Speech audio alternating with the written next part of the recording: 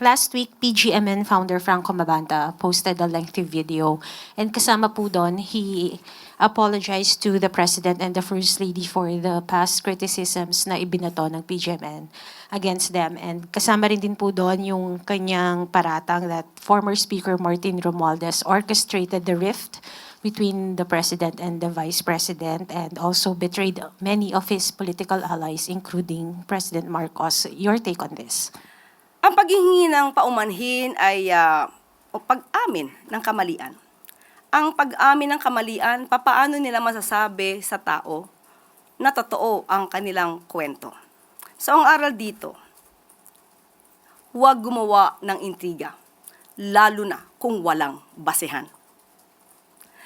Ang pag-iingay ng walang saysay ay nagiging biktima lamang ang mga Pilipino na walang malay.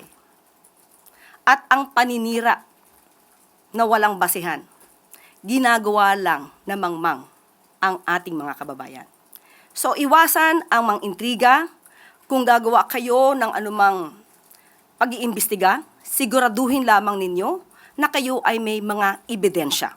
Hindi kailangan daanin sa pamilya, hindi kailangan daanin kung saan-saan. Kung meron kayong ebidensya, sampahan nyo na agad ng kaso.